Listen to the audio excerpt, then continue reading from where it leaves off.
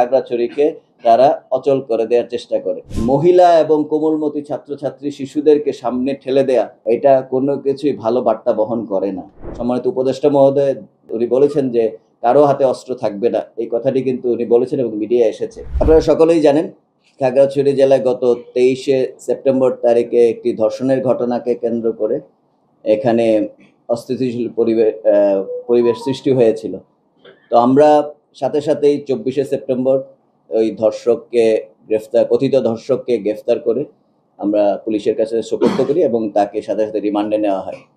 তো সম্পূর্ণ পরিস্থিতিতে এখানকার ছাত্র যুগ্ম জনতা তারা তাদের ব্যানারে এবং এটা সম্পূর্ণভাবে ইউপিডিএফ এবং তার অঙ্গ সংগঠন সমূহ এই পুরা ঘটনাকে কেন্দ্র করে তারা প্রথমে শান্তি প্রিয় খাগড়াছড়িবাসীকে নিয়ে প্রতিবাদ করার চেষ্টা করে এবং এটা পরবর্তীতে আস্তে আস্তে 25শে সেপ্টেম্বরে আধাবেলা হরতাল এবং 26শে সেপ্টেম্বর এই পুরা অবরোধ কর্মসূচির দিকে চলে যায় এবং এটা যাওয়ার সাথে সাথে আমাদের এই 26শে সেপ্টেম্বর তারিখে শান্তিপূর্ণভাবে সব কিছু হচ্ছিল, যেখানে বাংলাদেশ সেনাবাহিনী তাদের সাথে কোনো কিছুতে জড়ায়নি এবং হঠাৎ করে ওইখান থেকেই তাদের একটি দল আমাদের একটি পিকআপকে আক্রমণ করে, যেখানে আমাদের তিনজন সেনা সদস্য আহত হয়।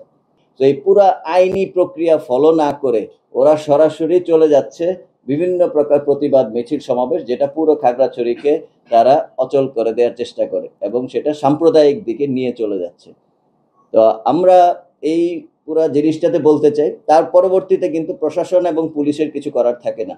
তো প্রশাসন এবং পুলিশ এক্ষেত্রে খুবই তড়িৎভাবে 144 ধারা জারি করে এবং এই 144 ধারা পুলিশ এবং এপিবিএন একই সাথে বিজিবিকে কল করা হয় এবং বিজিবি সেক্টর তাদেরকে নিয়ে এসে আমরা বিজিবি, পুলিশ, আনসার, ভিডিপি সবাই একসাথে খাগড়াছড়িতে আমরা সেনাবাহিনীর পুরোপুরি সহায়তা দিয়ে পুরো পরিস্থিতি নিয়ন্ত্রণে নিয়ে চলে আসি এবং দিন শেষে মহিলা এবং কোমলমতি ছাত্রছাত্রী শিশুদেরকে সামনে ঠেলে দেয়া এটা কোনো কিছুই ভালো বার্তা বহন করে না এবং এই সাম্প্রদায়িক দাঙ্গা সংগঠনের সময় বহিরাগত সন্ত্রাসীদেরকে নিয়ে এসে দেশীয় এবং অটোমেটিক অস্ত্র দিয়ে ফায়ার করা এই ব্যাপারটিও ভালো দেখায় না। সম্মানিত উপদেষ্টা মহোদয় দেখেছেন যে উনি বলেছেন যে কারো হাতে অস্ত্র থাকবে না, এই কথাটি কিন্তু উনি বলেছেন এবং মিডিয়ায় এসেছে এবং এটা প্রমাণ পায় যে কাপ্তাই বিজিবি চেকপোস্টে কিন্তু তারা দেশীয় অস্ত্র নিয়ে আসছিল এবং এটার সাথে সাথে কিন্তু ওই দিনই ধরতে সক্ষম হয়েছে আমাদের নিরাপত্তা বাহিনী। জোন কমান্ডার হিসেবে আমার দায়িত্ব অপারেশন উত্তরণের আমব্রেলাতে সাম্প্রদায়িক সম্প্রীতি রক্ষা করা এবং আইনশৃঙ্খলা পরিস্থিতি নিয়ন্ত্রণে সহায়তা করা। খাগড়াছড়ি শহরের বর্তমান আইনশৃঙ্খলা পরিস্থিতি ঝুঁকিমুক্ত। খাগড়াছড়ি শহরে আমাদের 144 ধারা কার্যকরে সেনাবাহিনী তৎপর আছে এবং আমরা এই শহরে কোনো অপ্রীতিকর ঘটনা আশা করি ঘটার কোনো সম্ভাবনা আপাতত নেই।